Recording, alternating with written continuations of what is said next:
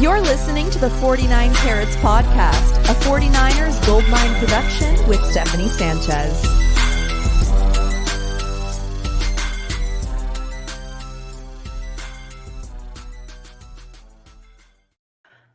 What's going on, everyone? Welcome to another edition of the 49 Carats Podcast. I'm your host, Steph. It is Friday, August 16th. And today, it's a special show. I don't usually do shows on Fridays in the off season. And in addition to that, I have a special guest today, my brother, Fabio. How are you doing today? It's not Jimmy G. It is my brother, Fabio. Steph, hey, thanks for having me back. Hey, I know you coined your Wednesdays, Wacky Wednesdays. I'm going to coin this one, Happy Hour Fridays. How about that? All right. It's got a nice ring to it. I hope you don't mind. I already cracked open a sparkling water. I got my, we'll say it's a adult beverage in hand, but I'm ready to go. What is that, a high noon? Yeah, so for the YouTube viewers, at the end of our show, we're going to be having a special little segment just for us in our fantasy football league, because we're going to be choosing the draft order randomized. So that'll be in the last 5-10 minutes of the show if you guys want to stick around for that. But in the meantime, we're going to be talking all things 49ers and, of course, things going on with Brandon Aiyuk again. And we're going to preview a little bit of this game happening on Sunday. So without further ado, let's get into the latest updates regarding Brandon Aiyuk as I put this up on the screen here. So according to Mike Garofalo, as you guys know, he's from the NFL Network. He was on Puck Sports podcast earlier today, and he had a new report for us in regards to Brandon Aiyuk. He said, quote, "The 49ers feel like they've already caved enough and caved more than they wanted to. They have come up significantly from their offer in the spring. My reporting is that they have pretty much agreed to over the first 3 years of the deal, which is usually the hard part. That's the guarantee, the cash flow, the APY over the first couple of years. Aiyuk just wants an adjustment in the final year of the deal," end quote. So, this seems to be like a step in the right direction, that they've made some good headway. They got the first 3 years of the deal pretty much in place. Now it just seems like they need to, get back to the table for this final year of the deal. Are you feeling optimistic about this whole Brandon Aiyuk thing? I know you're not as chronically online as some of us are, so I don't know if you're as frustrated as some of us. But what level are you on with this whole Brandon Aiyuk thing? It's been a roller coaster ride. There's been times of feeling optimistic, and there's been times of frustration. I think for me, it's been what's been kind of annoying, I guess you could say, is that some of the leaked information or some of the reports that come out early saying a deal's done, something's in place. So you read that and you're thinking, your heart drops, right? When you read that, they had a deal in place with the Steelers, I think it was last week. So that's been difficult as a fan. For me, it's frustrating. Fans don't understand the business side of things sometimes. And as a player, you understand what they're trying to accomplish here. Obviously, they want to get as much money up front as possible. It's a very physical sport. And so the guaranteed money is very important, right? And to Aiyuk's credit, he deserves it, right? He deserves it. He's definitely a top 10 receiver in this league, has had great, his performance has increased year upon year. But, to answer your question, it's been a roller coaster ride, and I'm just waiting for this ride to be done with, get off the ride and hopefully get this done as soon as possible. It feels like when you're on a roller coaster and you're stuck in a very uncomfortable position, you might be upside down or something. That's never happened to me, but that's basically what we're feeling and the frustration that we're all feeling. Angel from our fantasy league, the FS1, says, how much is Trent Williams' situation affecting Aiyuk's negotiations? That's definitely been something that's been brought up a couple times, and I kind of feel like they're not affecting each other. Because in my mind, I think the only thing that they might do with Trent's deal is maybe create more guarantees for him rather than make it this brand new deal. But I don't know. It could very well, they could be related to each other as far as one waiting for the next one. Uh, what do you think about that? Like, do you think Trent Williams is waiting for Ayuk's deal to get done, or the 49ers kind of holding off on Trent until they figure out this Ayuk thing? Yeah, great question. I think they're both priorities. I can't necessarily say that one is more of a priority than the other. They're both critical parts of our offense. Um, the Trent Williams situation kind of worries me a little bit because that one's been very hush hush. There hasn't been any like they both worry me. Let's be honest, they both worry me. But the Trent Williams situation, I can't even say I'm optimistic about that because I haven't heard anything. And I feel like I know on one of your pods you had said that Trent's one of those guys that really doesn't need the training camp preps. He doesn't really need to be working out like the rest of the team is currently. But I question that because I do feel that those reps are needed, even for a veteran like Trent Williams. I'm worried about the Trent Williams situation because as we get closer and closer to the start of the season, there really hasn't been much said about where his situation is at, and he's as big, if not bigger, than Ayuk's contract because he protects, our Brock Purdy. He protects the future of this team, of this franchise. So, Yeah. I one thing that with Angel also bringing up the Trent Williams situation, I also thought about Brock Purdy. Is the Brock Purdy of what's to come next year in his negotiations also keeping the Ayuk money kind of small right now? Is that something that could possibly be affecting the negotiations happening right now? Because we all know next year, Brock Purdy is going to open up, John Lynch's, wallet and demand, a good increase. So, domino effect, right? Like cause and effect. So, we as fans just kind of have to be patient. And again, going back to this, what I said earlier is hopefully something gets done soon so that, we don't wait it out closer to week one.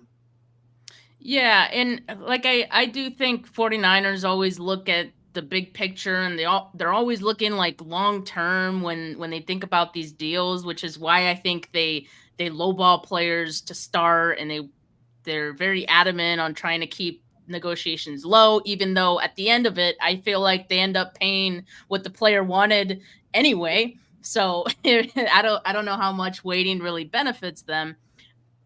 Excuse me. And what Invader 49ers says here is, with the way that they usually structure these extensions, is they keep the cap hits pretty low for like the first 2, maybe even 3 years of the deal. And that's how they're able to stagger out these extensions. So that's why I'm not sure if Brock Purdy's deal or Brandon Aiyuk's deal would hurt Brock Purdy's money next year too much, just because both of those would still be relatively low cap hits the first couple of years. But yeah, I mean, there's definitely a lot to consider, I think, from all sides, and that could definitely be part of it. As far as like Trent Williams, why it's taking so long, it has been very quiet on that end. It's been very vague as well. It's not like Kyle Shanahan and John Lynch haven't been asked about both of those guys, but anytime they are, it's your typical like vague answer of, we're optimistic, we're hopeful, all those things. So we're just going to have to continue to wait on those guys, it seems like. All right. So speaking of John Lynch, he was on KNBR this morning, and he spoke about the negotiations with Brandon Aiyuk, and he said, quote, "It's been a long, arduous, I don't even know that word, hard process, our journey. We started this early and for whatever reason haven't been able to get it across the finish line. That's been frustrating, but the communication has been really good, both with Brandon and his agent.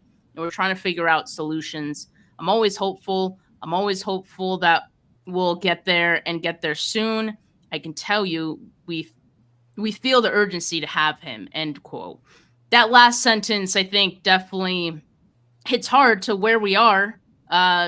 There's urgency, right? I mean, we're getting close to the start of the season. We're in preseason now. These are valuable reps for players, training camp, and in preparing, their body for the grind of the season. And as much as, John Lynch and Kyle have said that Aiyuk and even Trent Williams, you trust them to stay in shape. I mean, Nick Bosa even said with his negotiation was happening, he was holding out that, there's only so much you can replicate or simulate by yourself, and so being able to get into these practices 11 on 11, put pads on with the rest of the team, like that stuff is invaluable. And that's the stuff that they're missing out on. So the urgency, I'm sure, has definitely heightened at this point to try to get something done. Totally agree. I think, again, to what I said earlier, even if you're a vet or if you're a rookie, I think those reps at training camp, getting some, just getting on the same page with your quarterback, and the rest of the offensive players, I think it's a crucial part. And that's why we have it. You could tell those players that in the past have held out and don't join the team until later on. You could tell those players it does affect their game in week 1 and week 2 because it takes them a while. Takes them a while to not only get into game mode, but just the footwork, right? Just the footwork, and there's so many other little details that go into it. I'm with John here on this one. Definitely, we've reached that point of urgency to get this done as soon as possible. Yeah, and as Invader in the comments says, deadlines tend to end negotiations. We're definitely getting to that point, it feels like. And BFS1 says, is Parag still the guy doing the contracts? He used to be a contract whisperer.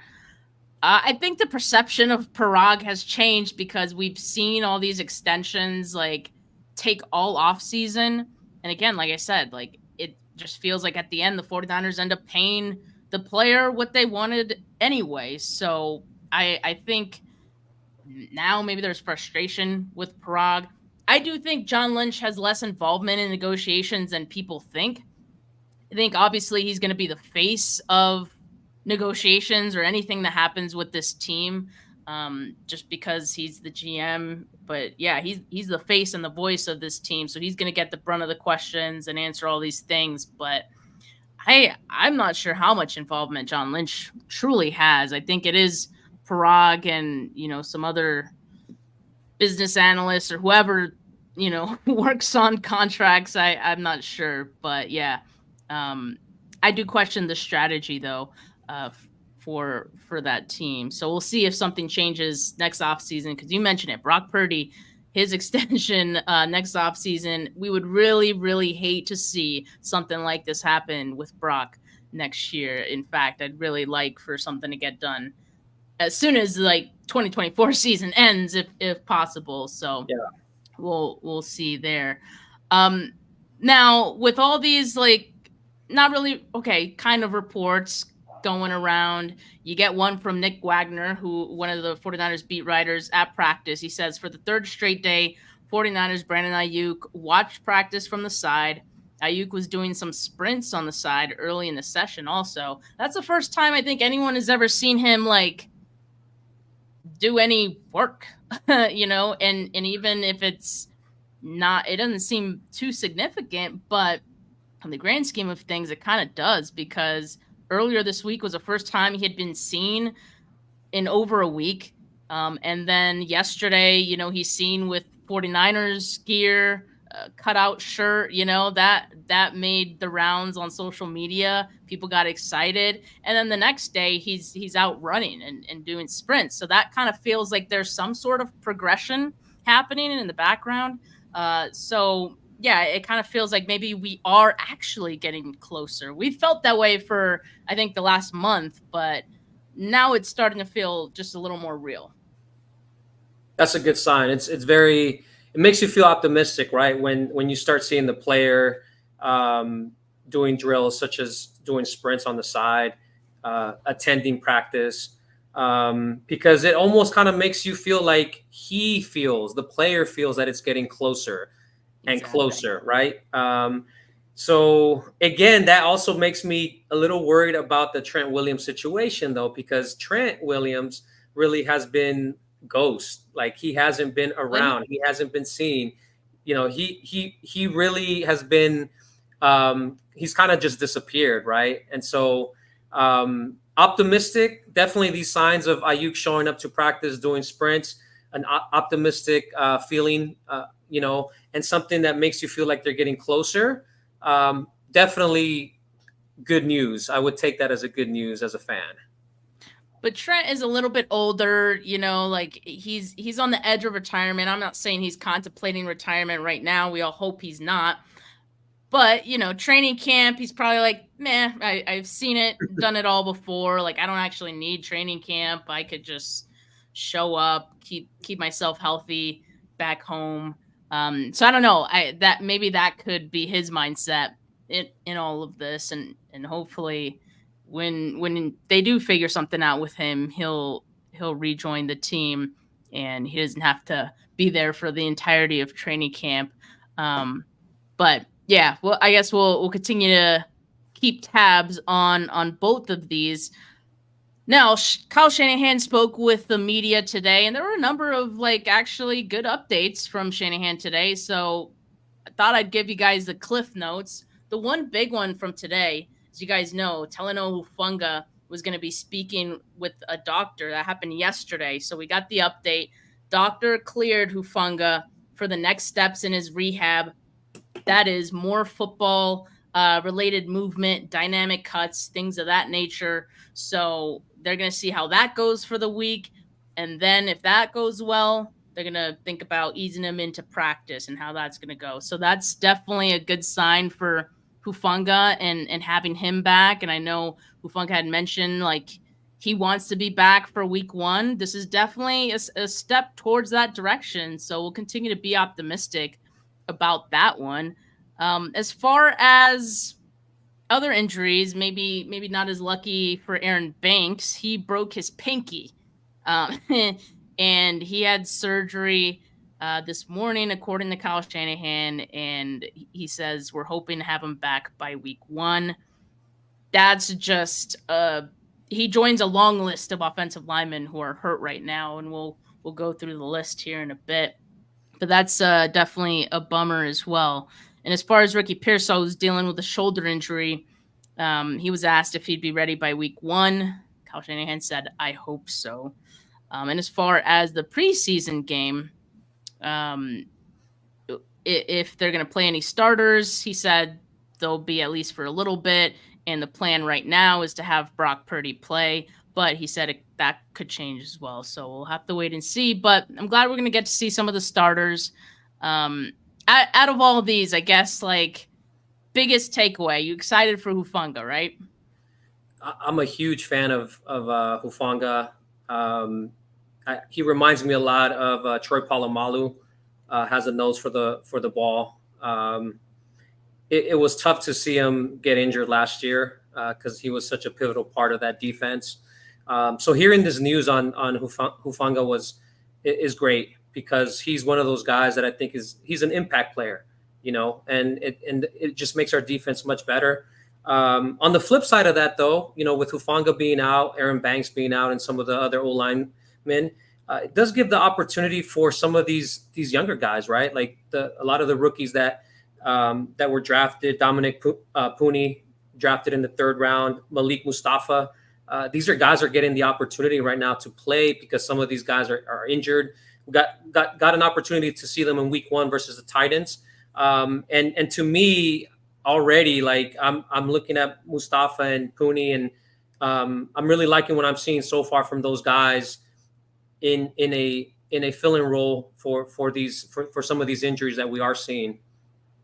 Yeah, for sure. I definitely, for the offensive line, like I said, with so many injuries, in that group, some of these guys who are like deep depth pieces are getting a chance, right? You had Nick Zakel in the first preseason game playing center because Jake Brendel's still dealing with his knee thing. So all these guys getting an extra opportunity. That's good for them. And it's good for the 49ers, honestly. I know, like, as long as these injuries stay within this preseason and they're all good for the season, and they don't linger, I think being able to see what your depth guys have and giving them more opportunities is a positive. Like, it's a good thing, especially right now when you're looking at 53 roster cuts happening pretty soon.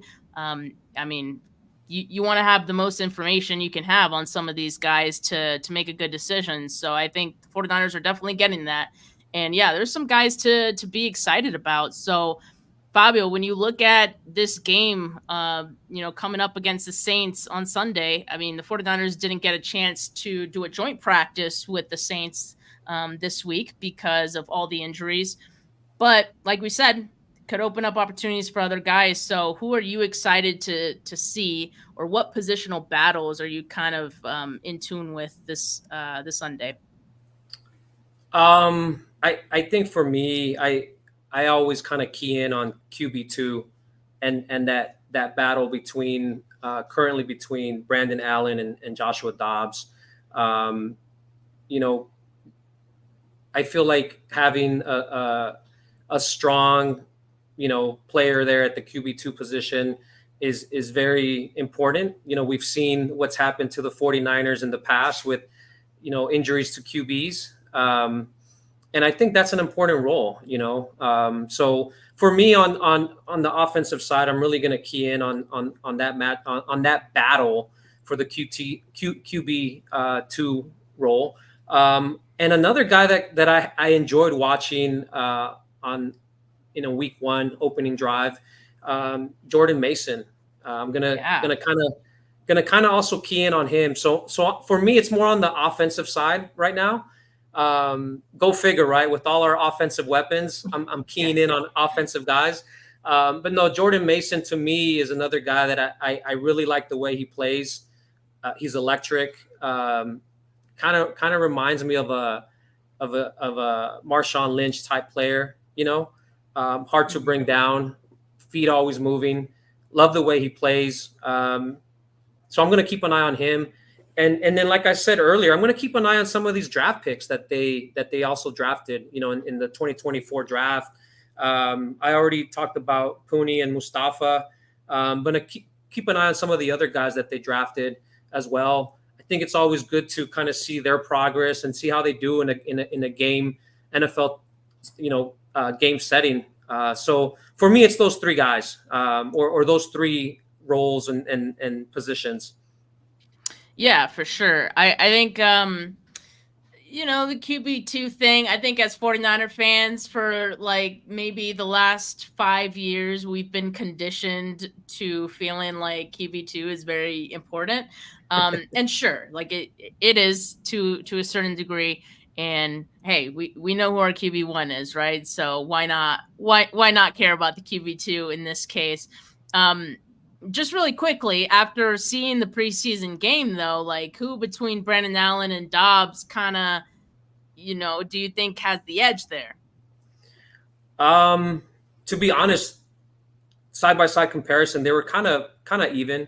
I think for me, Brandon Allen did a little bit more. That first drive that he had was solid. Opening drive, 11 plays, 74 yards. Had a few third down conversions, had a big 3rd and 9 completion that he hit Ronnie Bell with 21-yard reception or 21-yard play. So he did what he was asked to do. He didn't make any mistakes, no turnovers, no fumbles, no interceptions. And out of the 4 drives, that opening drive I think was pretty stellar. And I think for right now, he has the edge over Joshua Dobbs. And that's nothing negative to say about Joshua Dobbs. Joshua, I think, played well as well, and he had a drive where he rushed. He had a rushing touchdown. Dobbs is dynamic. The thing about Dobbs is that he extends plays with his feet. There's that ability to run. So that's what makes him exciting and kind of an X factor out there, because you have to respect that. He's able to kind of take off and run, and he's not afraid to do that. So if I had to choose, Brandon Allen has the edge, but not by much. Yeah, I think what you said about Brandon Allen is spot on, and I think that's exactly what teams look for in a backup quarterback, right? So I think, to me, he has the edge, but we'll see. Could Dobbs close that gap a little bit more this time around?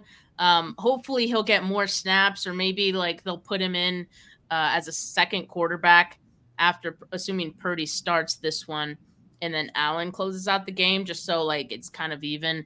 But we'll see. You mentioned earlier, or like we were just talking about some of the injuries. A lot of injuries with the running backs as well. I don't expect Christian McCaffrey to play, obviously, and that could open up. You mentioned Jordan Mason. I think Cody Schrader, too, is another intriguing guy who I thought looked pretty good in that first preseason game as well. So I'll be keeping tabs on him in this game.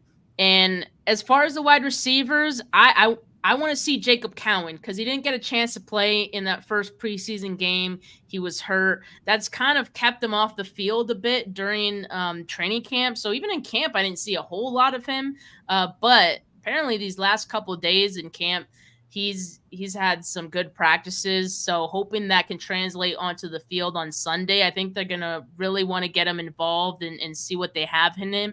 And that's going to be really exciting to see. Maybe they even have him in there as a return man, which could open some things up, because I know people aren't excited about the idea of Trent Taylor making this team just because he's a reliable return guy, and I get it. And so it's going to take someone else stepping up in that role, to make a case instead of Trent Taylor. So maybe Jacob Cowan could be that guy. We'll have to see. And then as far as like the tight ends go, I think they might keep 4 tight ends, but maybe more likely they keep 3. So Braden Willis, obviously, because he was drafted by this team last year, probably has an inside track there.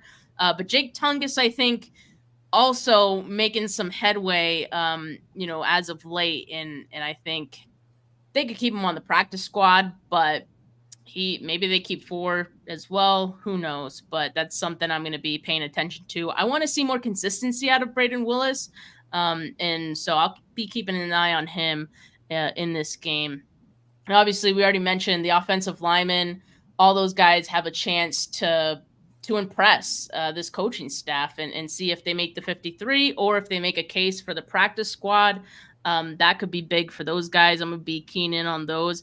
And the defensive line as well, because with the injury to Kalia Davis, I think a spot opened up potentially for someone else. They signed Nick Williams, defensive tackle, earlier this week. So I'm going to see who stands out of that group.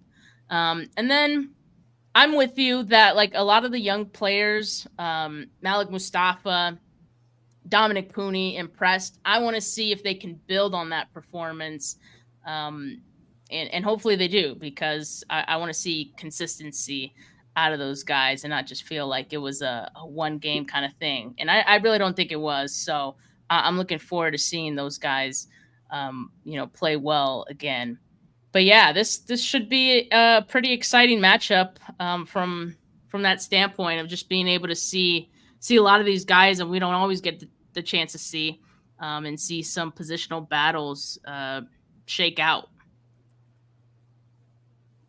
All right, are you ready to get to the fantasy draft?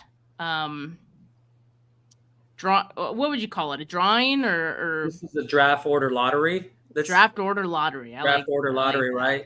This is just to kind of see who goes 1 through 10 for our upcoming draft. I know we did it last year, and I know we have a few folks from the league that jumped on, and Hector's one of them right there. Huge Cowboy fans he is. We're mostly Niner fans, but this is the one we had to allow in the league. I will say this, for all the I guess, I mean, we're pretty hard on him, right? Being that he is a Cowboys fan, he still keeps it pretty positive, and he's been a good sport with all the banter that he gets. He reminds us constantly that they're still them boys. That's pretty much. Even though even though the Niners have dominated the Cowboys for like the last 3 years, right? 2 to 3 years. It's been pretty enjoyable to get one over him. Yeah, and I think I found Christo's account here, claiming the Ligers is the best team. I heard the lie. and go Browns. So yeah, we got a Browns fan in here as well. So without further ado, let's get into the Pharaoh's Throne Fantasy League draft lottery. If you guys want to stick around for this, feel free. But if you guys were just here for the 49ers content, make sure you like this video. Make sure you subscribe to the channel for that portion of it. Appreciate all of you. We're just going to have some fun here for the last 5 minutes or so. All right. So everyone's name in our draft is here as provided from Fabio. And so I'm going to just click on this and we're going to see. This is are we going backwards order or this is number one? We'll go from 10 to 1. We'll go from 10 to 1. 10 to 1. 10 to 1. All right. Yes, so Adam, number 10. Yeah. Are you writing this down, Fabio? I'll write it down. Steph, where are you looking to go in the draft? Are you more of a top 3, middle of the pack, or like you like the snake you like to be at the end of the snake and kind of curl back and hit you right away with the second round pick? So I haven't done any mock drafts yet for this year, so I have no idea what the board is looking like. I suppose when I do start, I'll have a preference. So as of right now, I don't have a preference. Gotcha. And as like I told you earlier, I do bad in the middle. I do bad at the beginning, in the middle, or at the end. It doesn't matter. I think you're just bad. I think you're just bad at fantasy now. I don't know what happened, but as you saw, I removed Adam from the list since he's already, he's number 10. All right, so we're going to keep going down the list here. Now at number 9. All right. Ooh, that was close. All right, so we got Steve, number 9 in the draft order. All right, removing him from the list. Now this is number 8. Oh, there you go. Oh, where does that? Where does that land? That was so close. We might have to see a replay on that. Did you tilt like close. The spinner a little bit as I was going around? Hey, do you need to see my hands while I do this? Angel number 8. That was really close though. That one had me sweating a little bit. That was a good number one. 7. And people in the chat, like if you guys have done mock drafts, it's a 10-team league, by the way. All right, I got 7. Back to you, Steph. So have you guys? What's the best spot in this year's drafts for a 10-team snake draft? I would assume Niner fans are probably going to say top 2, so they could get their hands CMC. around. Yeah, so they could get their hands around CMC. I know a lot of guys that won the fantasy league last year with CMC. Yeah. This is 6. Oh, there we go. Ivan, number 6. Right. I gotta say, I love the clapping, and I love someone on this platform actually yelled out and said, "Yeah." It's like a little audio they have in the back. So this is 5, yeah? Yes, 5. So Carlos, number 5. Yeah, there's like a little. Everyone was like, "Woo!" They're pumped. Yeah. I wasn't sure you guys could hear that, but I'm glad you could. All right, we got our final 4 here. Fabio, you're still in the running. I wouldn't mind top 3. I don't want to jinx mind it, top 3 here, which might actually happen. Christo. All right, so that was 4, yeah. That was 4. So we're down to 4. Down to the final 3 right now. And he had brown colors. Look at that. Final 3. Give it a good spin. Give it a good spin here. This is I can't control the spin. I just click. All All right, Fabio, you got 3. I think that takes you out of the CMC running, but who knows? I know. I would assume kind of a CMC is bummer. gone. For sure. Yeah. All right, well, let's see who gets number 2 and number 1 here. It's between Hector and Max. So this is number 2, whoever gets selected. Max. So Max, you're number 2. Hector, you are first overall draft pick in this year's draft. And Kamish, when are we drafting? Sunday, August 25, I think it is. Yeah, August 25th. August 25th. Yeah. Yeah. I do have to say, my brother is a great commissioner for these fantasy leagues. He may not be the best participant, but you know, kudos. They like to say that my entry fee is a donation to the league. But I will take the compliments on being a solid commish, because it is work. It is, you know, it is work. I have been in a few leagues now, and I've realized it is kind of tough, and not everyone is good at being a commissioner. So I definitely do have to give you some. You got to keep all 9 other guys happy, you know, and fairness and equality across the board. It's big. Yeah, and then we got a resounding agreement from you know, everyone in our league. You want to be on your good side. All right, well, that was today's show. Shout out to everyone from our fantasy league that tuned in. Appreciate you guys and everyone else, all the 49er fans. Hector, we'll let you slide this time. Make sure you guys like this video. Make sure you subscribe to the channel if you haven't yet. One more thing, Steph? Yeah. Oh, yeah. Sorry to cut you off, but just want to give a shout out to our niece, Samantha Garcia. She tried out for her high school's flag football team, and she made the team. So just wanted to give her a quick shout out. I told her that I would, and I hope is she watching right now? I hope so, but I'll make sure her dad gives her the replay if she's not watching live. But kudos to you, Samantha, and good luck this year. All right, give it up to our niece, Samantha. We're very excited about that, and she has been like training for it like for some time now, so definitely well deserved. And yeah, this is the first year that her school, it's an all-girls school, this is the first year that they're doing flag football, so that's awesome. And I'm really proud of her. We're both proud of her for getting on the team. That's awesome. Mercy High School Burlingame, let's give them a shout out. Woo woo. There you go. Yes. Sorry to cut you off there, Steph. I know you were kind of closing it down, but I know. Yeah, it's like in the middle of my spiel. Now I gotta I don't know how to start mid spiel now. But no, I think I was just saying, subscribe to the channel if you haven't yet. Audio listeners, leave a rating, leave a review. But for now, peace, everybody. Bye.